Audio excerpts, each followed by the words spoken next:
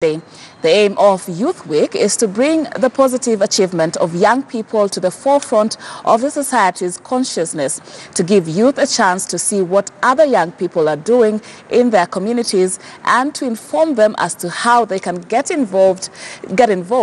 However, a section of youth in Kenya are not upbeat about this year's celebration, saying that the Kenyan youth has very little to celebrate.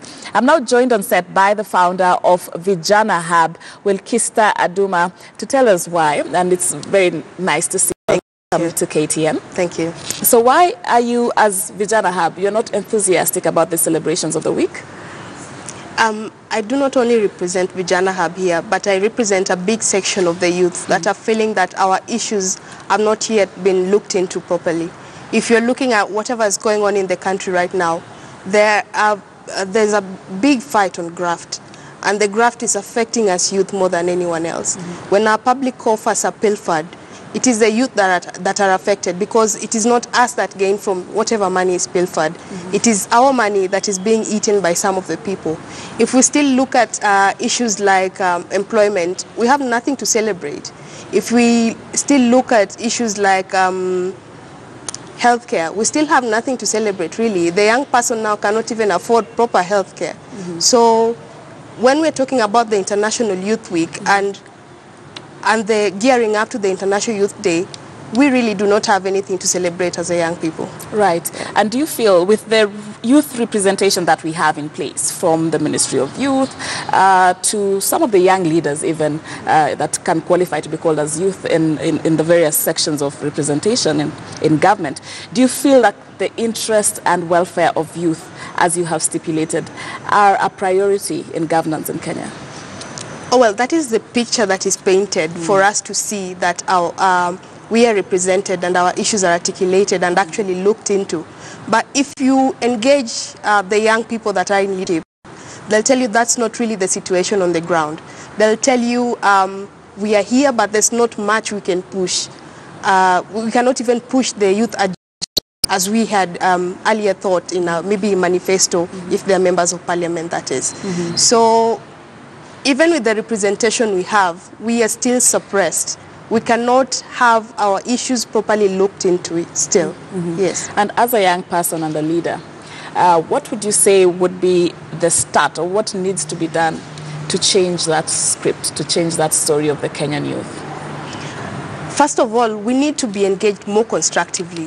In most forums we go to, they'll describe youth as energetic, full of ideas. The young person is full of zest, full of life, and innovative. But that is just as far as they go in talking about us youth. When they get out of these forums, you'll hear them say we feel entitled. And that is not really what we want. I mean, we work hard for whatever we want to get, but we should have a good framework to engage young people more constructively than having shady like Kazi kwa Vijana, digging trenches. I mean, if a member of parliament is maybe giving us Kazi kwa Vijana, don't they think at some point we want to be like them? So why are they not grooming us to be like them? Or why are they not exposing us to these opportunities to be like them? Right. Yeah. And is there any responsibility that the youth themselves can take or can do to make sure that those in positions to change story can do? Is there, would you say there's enough agitation by the Kenyan youth to change the story? Or is it a completely hopeless kind of a situation? Most young people now are hopeless.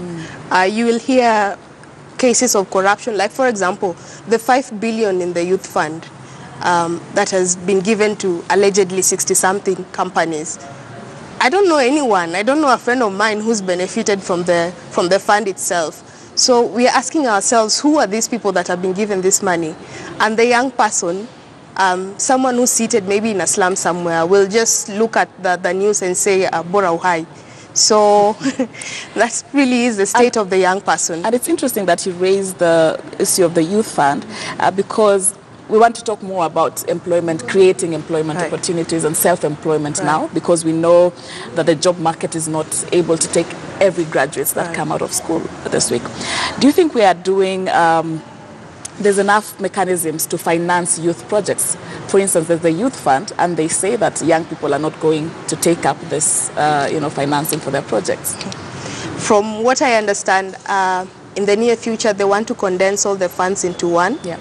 And the youth fund, most young people do not get over $1 million shillings in funding for whatever businesses or startups they want to undertake. So that in itself is worrying, because what serious business can you start with 100,000 that will give you something gainful that you hope you can do for the next 10, 15, 20 years? So it is a bit worrying, a trend.